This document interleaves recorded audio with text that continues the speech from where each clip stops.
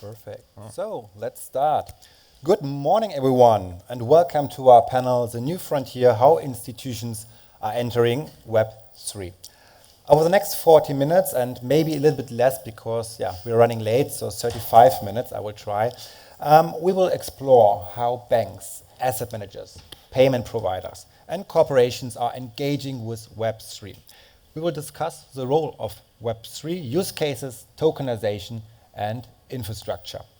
But before we dive into the discussion, I would like to ask each of our panelists to briefly introduce themselves. So, Ralf, maybe? Oh, thank you. My name is Ralf Kubli. I'm on the board of Validation Cloud. Validation Cloud builds access rails to Web3, so we're one of the premier providers of staking infrastructure, validation, and RPC APIs, and we're building an AI tool for access to on-chain data. Cool. Miguel Vaz, my name. I'm Managing Director for Hauck Aufhäuser Digital Custody, which is part of the Hauck Aufhäuser Lampe bank. We've been recently acquired by ABN, and so I'm taking care of the wallets for both crypto and crypto securities for the whole group. Fantastic. Hi, Dorothea Ysenburg from Mastercard. I'm looking after the digital asset and blockchain segment for Mastercard, basically managing the go-to-market strategy and all the accountability management for all the cryptos customers we have, namely the on-ramps, off-ramps, digital assets exchanges, and wallets. Perfect. And I'm Aliya Das Gupta. I lead business development at Sygnum Bank in Switzerland. We're the world's first digital asset bank, so hopefully some of you have heard of us at this conference. And I work also on many product innovation topics as well. Thanks. That was a quick and fast introduction round. Thanks a lot. And let's dive right in with the first question. I would like to know if you'd like to describe the institutional adoption of the past year, the last 12 months. Has there been real progress, a big step forward, or are we just talking about incremental steps? Like how fast are we progressing in terms of that? Who's taking the start? I can start maybe. So I think from what's visible to the outside, there's not much happening, to be honest. So there's been a lot of talk, but there are still not many products. What I see from the inside is that the amount of people that are taking care of the topic, that are actually building, has increased exponentially. And so there are concrete projects between institutions, and that has been really taking off, especially because of some of them are now forced to see stablecoins. And so this is a topic that's being discussed across all boards, and there are many project teams working on stuff. I mean, when we talk about institutional adoption, I think Sygnum has been a little bit at the forefront of this because, as I mentioned, we've been in the crypto space and designed for the crypto space right back from 2017 when we were ideated, and then in 2019 when we got our banking license. And so for us, of course, it's really encouraging to see that we kind of made the right call to bet on the space in general, and that over the last 5-7 years, you really see every year how more and more are entering, but really over the last, let's say 2024, 2025, today I think there's a statistic I read recently that says over 70% of institutions either have a position in crypto or are developing their positions in crypto. Or I say crypto broadly, but I mean developing some sort of blockchain stack technology internally as well. And that's not just a trend, and that's not just emerging technology somewhere in the forest anymore. And that's really encouraging for us to see. Mm. Okay, maybe I can bring in a bit of Mastercard view. So I think, yes, given that we're all in the space, then we might live in a little bit of a bubble almost, but I think Mastercard has started looking at this for over, I think 6-7 years ago already. We have built up teams on the product side as well as the business development side. Where we see, so for us, the most adoption is actually with the consumer because it all started with trading. So we had this whole ecosystem on the crypto, on the digital asset side evolving with the crypto.coms, OKX, Binance, da-da-da-da-da. So that's where we see a lot of the push from the end consumer actually, because they're holding digital assets, they want to do something with it, not just trading. So I think by now we're around 500 to 600 million people across the globe, which is around 6% of the population holding digital assets. So they want to do something with this, and that's what Mastercard sees. So we started with issuing crypto cards already a while back.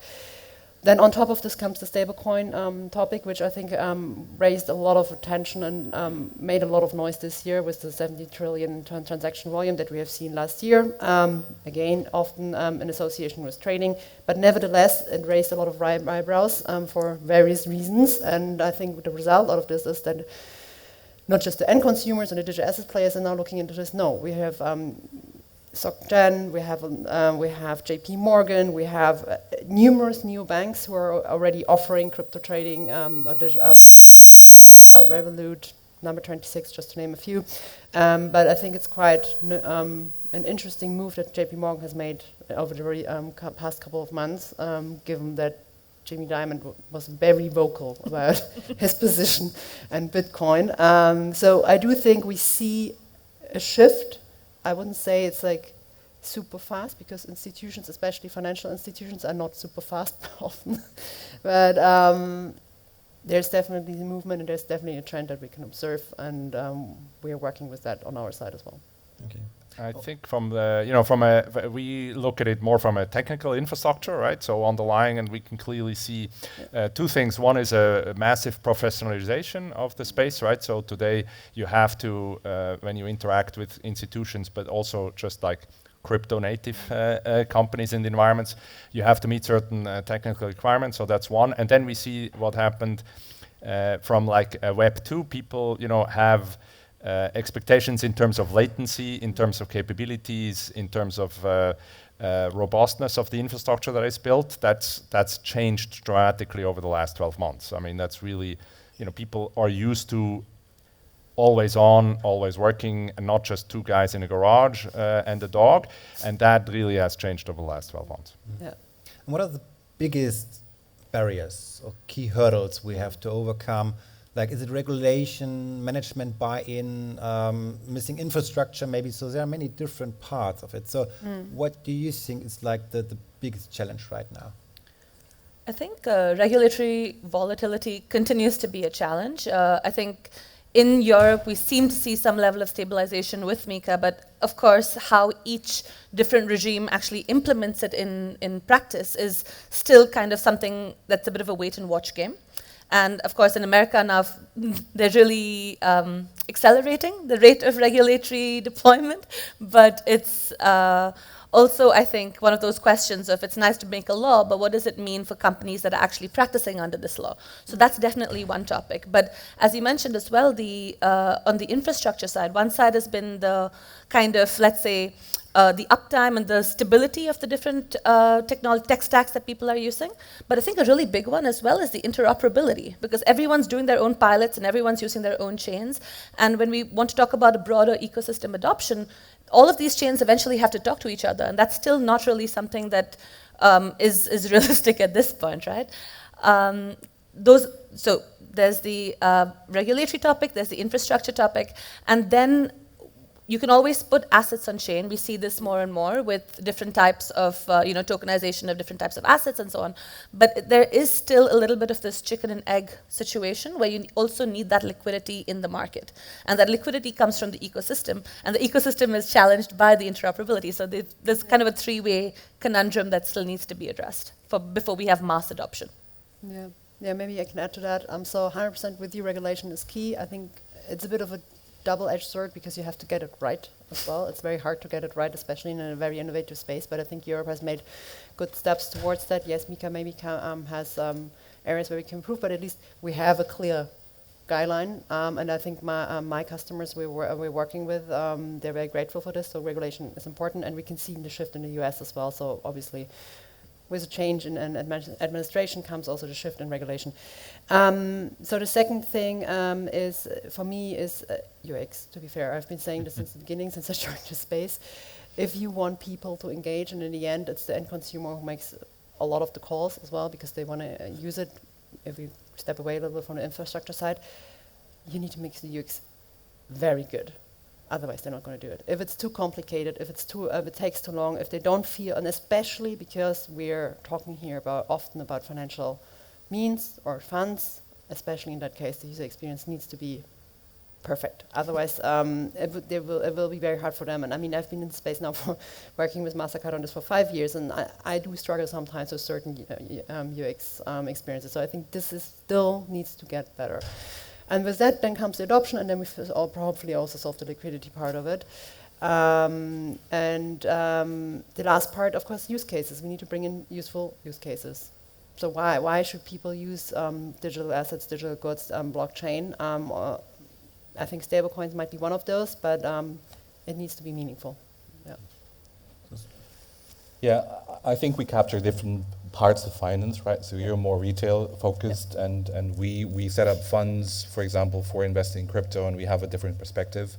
And everything that we do, we never do it alone. Yep. So we need somebody to transfer, we need somebody to store, we need somebody to exchange, we need somebody to do the risk management, and it's not that we can actually take one of these functions out and function, right? So everybody has to be onboarded, right? So if you have a fund project, you have like 10 different institutions that have to collaborate, and all of them have to say, yes, we're in it. And saying yes, we're in it means that there's a board on the other side that's actually going to fly with that there's people on the other side that actually understand what it is. So I would say what we still need for the adoption is actually kind of synchronization on the best practices, and the only synchronization method that we have at the moment is either the regulation or the standards that we have from Web3. Now, the standards from the technology point of view that we have from Web3 are like 80% products, right? They're not done. It's not that I can go to my risk department and say, well, with 90% probability, this infrastructure will stay up. It's more like, I believe that this infrastructure is going to stay up because it has been up for the last 10 years. So, right, and that's not really an answer that would allow me to move the other side in order to make sure that they say, yes, I agree with that. So what we're still missing is a bit of an adoption. What we have seen, and that's thanks for the pushback to my first comment, that was meant to be provocative. What we see really happening is that more and more departments from within the institutions are actually saying, okay, now I get it, and they're actually getting okay with it, and so we have more and more institutions. And so just to give you an example, the most boring institutions, boring from the point of view of the focus on security and on risk management, are already on board. So we have a KfW issuing bonds in blockchain, we have a Clearstream providing accounts for crypto asset custody. So these are really, really, really meaningful steps. And if somebody from security settlement on my side says, we don't know how to deal with this, okay, but Clearstream can. Yep. And then they will say, oh, Yep. okay, so, But so. if I may, I do agree with you. I think it's a cooperation game as well. Like we need to cooperate across the institutions, and we do that as well. And it's very hard work. It is. I agree. It's very hard work, but without it, it won't work. I agree. Yeah. Okay, I see many hurdles left Yeah. still. I think the next 5 years we will have the same topics and challenges. But what I'm more interested about is, what is the motivation behind the Web3 adoption? Is it more like creating new revenue streams, or is it more about cost cutting? Like what is more important here? I start again, sorry. But I guess when you think about Web3 or crypto in general, there's kind of two parts, right? On one side, it's access to a new asset class, where a lot of people want to be able to buy Bitcoin and custodize Bitcoin or Ethereum or whatever. And banks are seeing that and wanting to support this trend. But on the other side, what Dorothea was also talking about is on the infrastructure side and using it to really on the internal side of banking, sort of plumbing, to streamline a lot of the processes. And I mean, you see the benefits are innumerable, right? Reducing settlement time from T+2 to T0, basically, into seconds, or the amount of oversight it requires for, let's say, transactions to pass between multiple networks. These are all things that, I think the estimate is reduce the costs by more than 70% for actually moving to a blockchain-based infrastructure. So, yeah, I mean, I think for different people on the panel, it's different parts of the pie that are interesting. Sygnum operates, I think, on both sides of it, both with having blockchain infrastructure for certain parts of the business, but then also, of course, a lot of it is providing access to a wide range of digital asset-related products. And both of these, I think, are very, very interesting areas for growth. I mean, look, when you really take a step back, it's about capital efficiency, right? Why do we do this? Because we want to use capital more efficient. And what is the key, innovation here? It's the shared ledger, right? So when you hear Larry Fink, when I sit with bankers that are resisting, I say maybe you should listen to Larry Fink. You don't listen to me. You think I'm crazy, but Larry Fink is not. So, and Larry Fink actually described it quite well in his interview on Bloomberg in January 2024, which you should all watch because it really explains what this means for his business and what it means for finance overall. So it's really about capital efficiency. And now with cash and cash equivalents, we have like this first use case that is coming out of the gate, and we will see how this works. But there's hard work, right? So there's a lot of infrastructure that needs to be built in institutions, right? And then you have to convince other institutions that the infrastructure that you're running is good enough for them, right? So that's really hard work. And then, of course, just in general, this underlying, piece is not working. Yeah, I mean, I can only attest, right? 80%. I mean, the amount of effort it takes to maintain some of these APIs and infrastructure environments and keep nodes up and so on is just not to be underestimated because not all of it is well tested and very mature, right? So. Right now, it seems for me that we have an instant narrative, a little bit hyped narrative about stablecoins.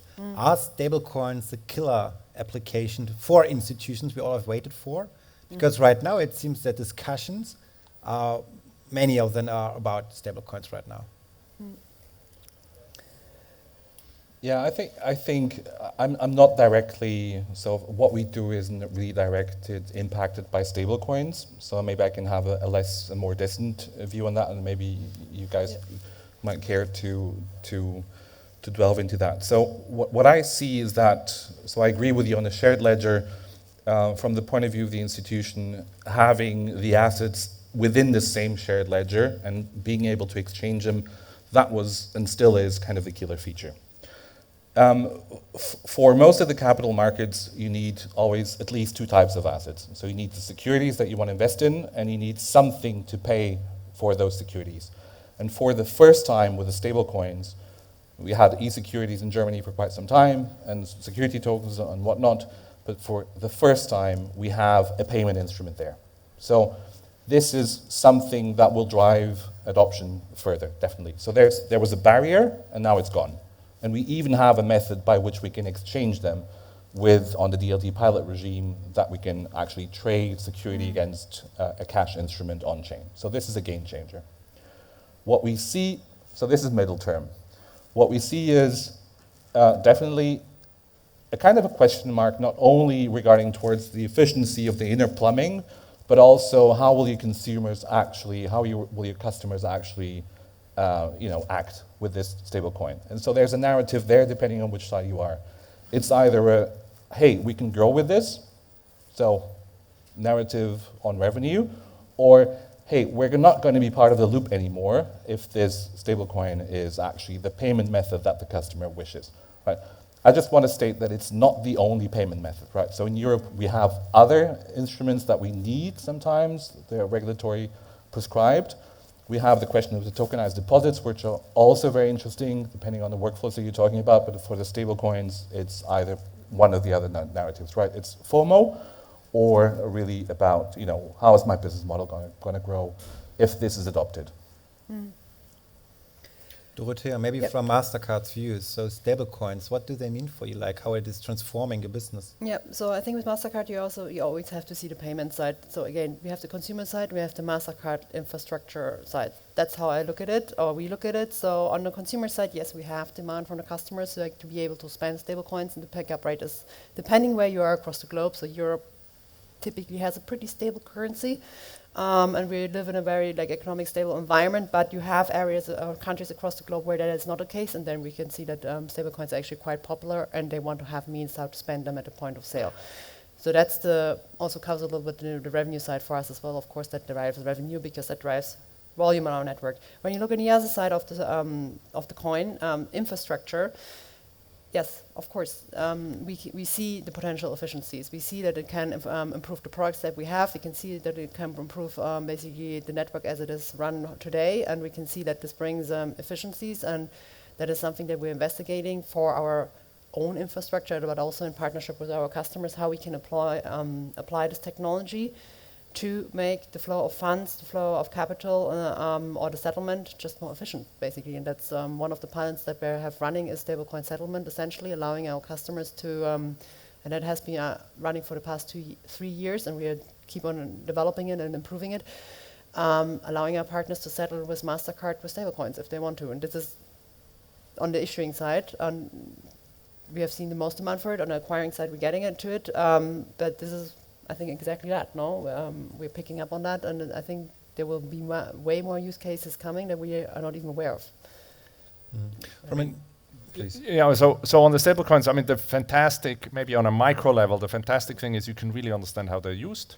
Currently, issuers do not understand how they're used, but you can, right? Because all this data is there on chain, so it's quite nice.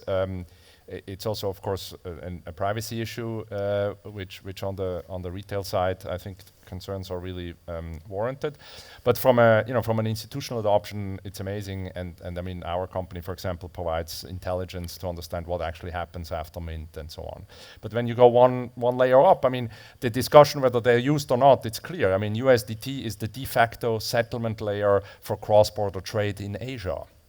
I mean, that's just it. And so the question is not whether it's needed or not. So now we as Europeans maybe have to think, I mean, I'm Swiss, we kind of like inside, but apparently we're not, but we're trying to, I don't know what we want. But as Europeans, we have to decide how do we deal with the euro, with the US dollar dominance, and what does it mean for infrastructure, sovereign infrastructure, economic independence and so on. And I think here, luckily there's some projects in Germany that finally take off, but I think that's strategically that's really important. So, and then the top layer, so to speak, is, in my opinion, I mean, once corporate treasurers understand what cross-border netting, not even cross-border, just netting, cross-border payments, etc., mean with stable coins, they will actually come to people, like Manuel, and say, okay, now I understand what this means in terms of my operations. I'd like to have the rest of my balance sheet digitized as well, please, help me with that.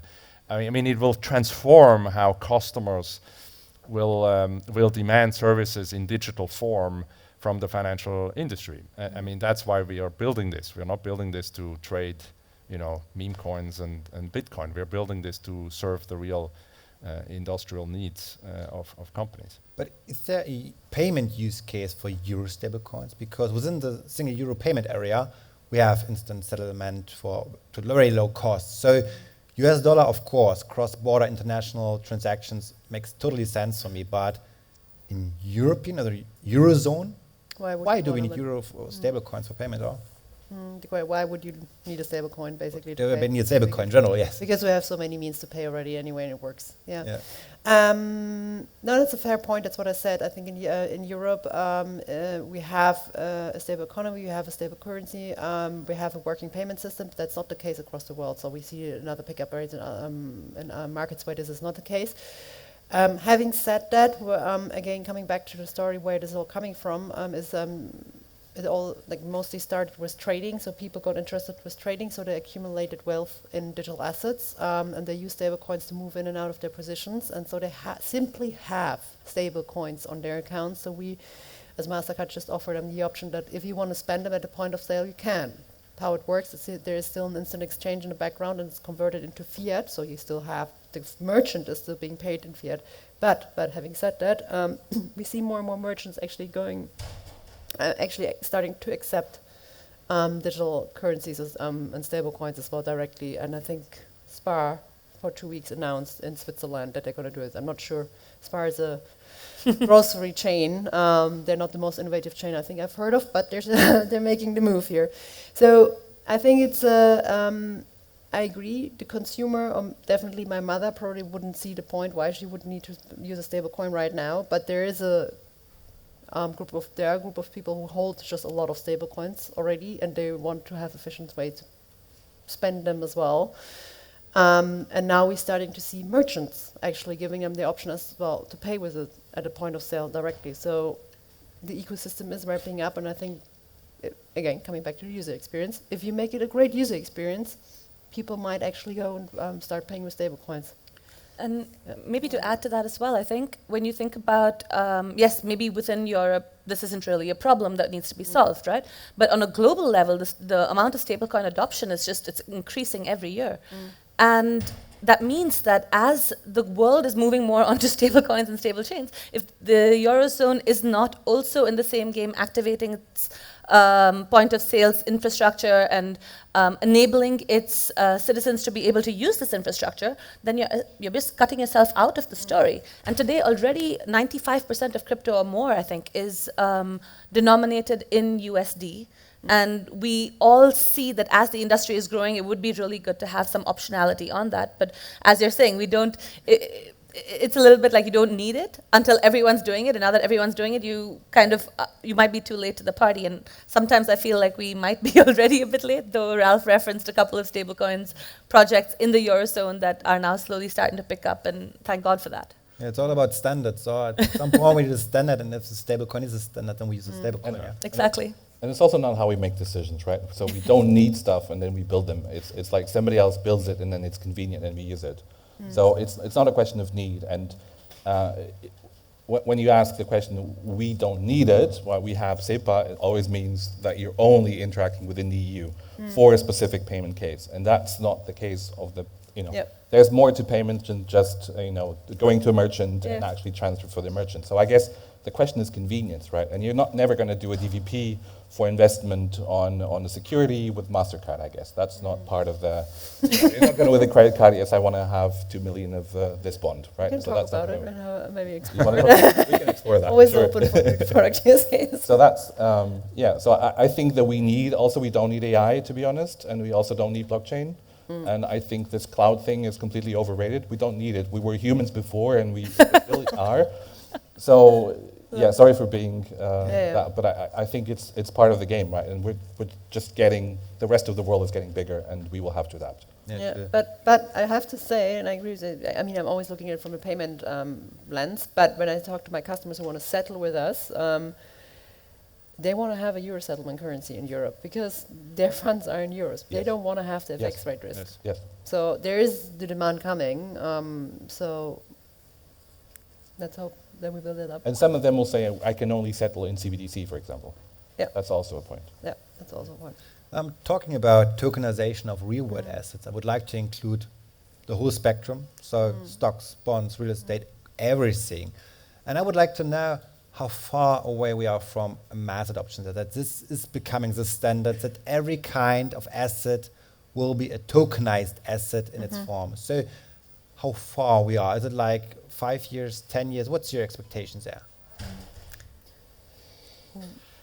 I mean, okay, so when we really think about what this means, maybe we have to take a step back, right? What is a token? A token, in my interpretation, is a cryptographically secured property right.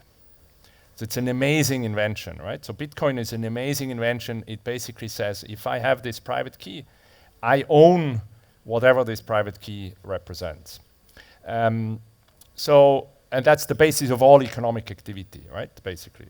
So this is an incredible invention. Now the question is, what can we use it when we look at, and I like to think of balance sheets, right? When you look at the balance sheet, when you think of a balance sheet of a company or a person, there are assets on this balance sheet. Some of these assets are quite digital, which means that they can be easily represented with a token, right? The more digital the asset, the easier it is to represent. So that's a great use case for cash on chain, cash equivalents. It's easy to understand, right? One number is one number. So when you move down in the balance sheet into other assets, some of them are digital, some of them are not digital. Then the question becomes the ones that are not digital, how easily can they be represented in a digital twin or a digital form, and and how good is the connection between the token and the digital thing that it represents, right? But from a principal point of view, this is amazing. So this is why I like this example of a corporate treasurer. If you're a corporate treasurer of a large company, once you understand what it means to move around tokens and maybe also tokenized deposits, doesn't matter, it doesn't have to be, necessarily only cash equivalents. Then you'll understand that suddenly you can mobilize your balance sheet in completely different forms than you were before, and that is the opportunity, right? So then it becomes, what can I collateralize? I go to specialized structuring banks, and I say, now I have, I have 2 million of cash on my balance sheet, but I have like 55 million of other assets. How can I collateralize those assets? That is the beautiful, that's the beautiful thing about this tokenization. And that's a great example with, and also what you said with capital efficiency. No treasurer wants to sit on 1 million or 5 million of cash that is doing nothing on, on their behalf. They want to invest it, and they want to get in and out quickly. So that's what they want. And maybe in the future they can collateralize a building, that they fully own, but they don't want to take out debt, exactly. Then there's a discount. But still, this is the. So your question, was, how long does it take? I don't know. It's going to take as long as, until customers actually demand that it happens, right? Right? Because so far we haven't tokenized much that made sense, right? I mean, if you want to own a meme coin or a meme stock and so on, that's great. That's also just an entry in a digital ledger, but there's not much advancement, right? What was it kind of tokenization you're talking about, or digitization maybe? Happening on public blockchains, or do you think the private kind of blockchains are still an alternative, or is it dead? Is that kind of approach failed already? I think it's an interesting question now in 2025, actually, because when I entered the space in 2017, there was a lot of talk about having enterprise-grade permission chains and so on, and then all of that was kind of out of the narrative by 2019, 2020, and then this year at Money 2020. I heard of at least 3 different chains that are doing essentially permissioned private networks for settlement. And as Ralf mentioned before, there's a lot of concerns around the transparency the blockchain offers. Not everybody wants to have that level of visibility over exactly what kind of strategies they're running. And once you can identify and pinpoint a wallet to a specific, let's say, hedge fund or even any other institution that's running different trades, it's you don't want that level of visibility to what your strategies are. And so I think now in 25, the need for having some layers of privatization on the transactions you're running are becoming more and more important. And I think with ZK Tech and also some levels of layered solutions that are now on the market, for example, Aleo or Midnight or the Cantor network, all of these are coming with solutions that can add, saying, hey, I can reveal this about my wallet, but not every transaction history. Because if I was transferring money to you in a bank account, I wouldn't want you to also have access to every transaction I've run through my bank account. And currently on chain, this is a little bit of a problem that does exist. And so to answer your question, yes, I think the narrative or the story around levels of permissions for specific networks is very relevant again in 25. It felt a little bit like deja vu when I saw it the first time, but I can see that now in the industry we actually really need it. And do you think that maybe liquid secondary markets could be a game changer? Because right now we don't have a secondary market for tokenized assets. Is this maybe something we need? I mean, there are some projects out like 21X and so that are coming in the future with DLT pilot regime, but is this maybe the thing we're waiting for? That changes everything? In my view, 100%, right? Because what stablecoins did for peer-to-peer transactions and even just holding value, especially in countries where the regimes are not as stable and they're dealing with things like hyperinflation, like just being able to hold USDT or C has been game-changing and being able to kind of preserve their own value. And then now when those people also get access to tokenized securities, even just simple things like access to Tesla or Microsoft, which they might not have had before, it really opens up the market. And that's something that I think we haven't yet seen in action, but it's very much around the corner. And as you said, like doing this also for different asset classes which you weren't able to invest in before. For example, at Sygnum, we tokenized a Picasso painting 5 years ago now, where someone like me who would never dream to own a Picasso could now have a Picasso token as a part of her portfolio. And actually, it also it was then sold 3 years later with a 30% gain on it, which eventually was not a bad investment piece for me. I only invested 5,000 francs, but it was still something that simply not conceivable of before. And so opening up this market for different asset classes and to different markets altogether geographically is like where I think the primary excitement is. But of course, for this to really be functional, the secondary markets have to also be active to have the demand as well. Yeah, we won't have any complex products if we don't have secondary markets, so that's part of the risk management function as well. So you have to go in and out whenever you want. And ideally, yes, they would be at the same level where you have the assets, right?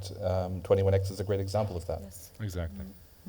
Unfortunately, we are running out of time. I have many more questions here, but yeah, as I told you, we started a little bit late. So at this point, I will thank you for your great insights. Thanks a lot. It was a rich discussion, I think. And yeah, please join me in thanking our panelists.